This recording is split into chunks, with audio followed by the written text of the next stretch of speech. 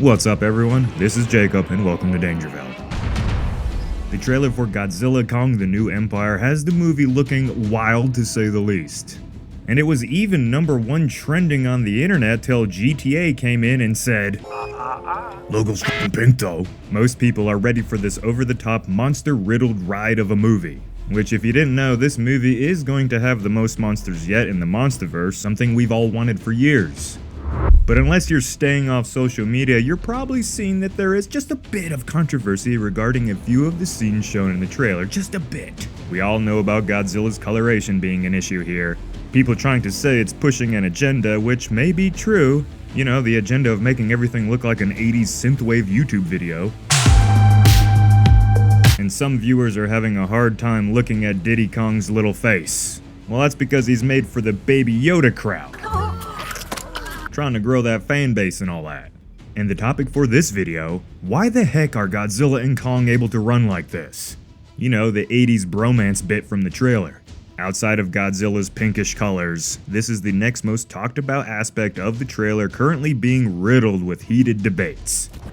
But can this fast movement speed in this scene be explained? Using the lore of the Monsterverse, there may just be an explanation behind all of this. So let's get right into it.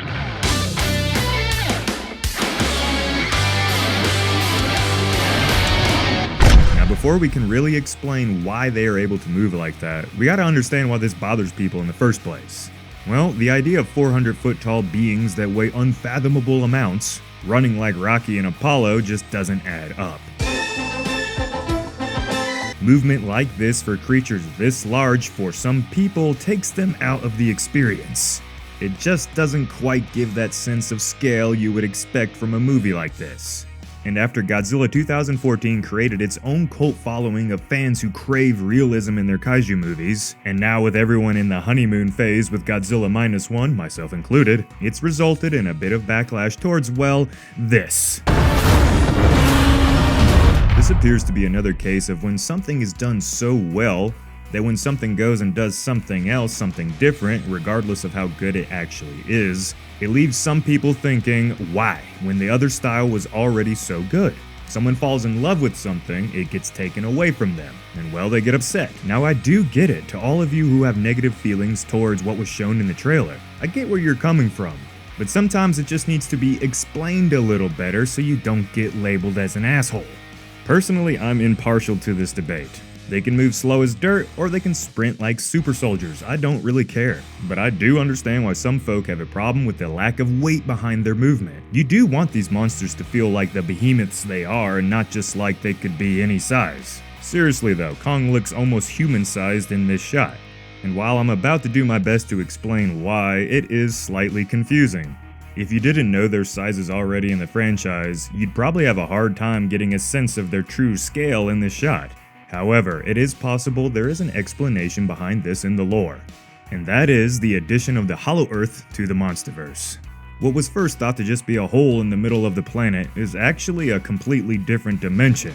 Is it goofy? Yes. Is it possible that you may not like the unrealism that the Monsterverse has shifted towards recently? Sure.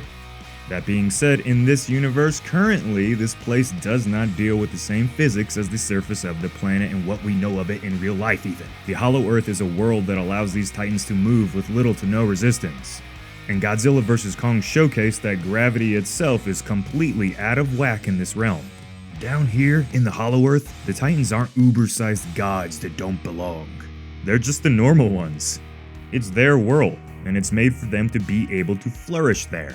Everything from the terrain to the seemingly endless random power-ups they stumble across is perfectly suited for them.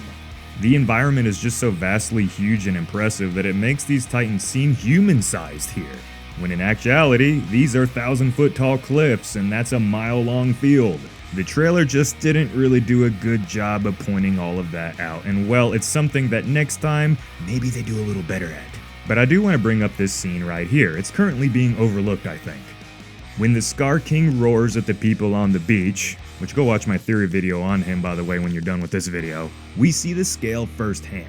On the surface world, our world, the Titans will still feel like the massive behemoths that they are, or at least they should, and you do see a bit of that in the trailer.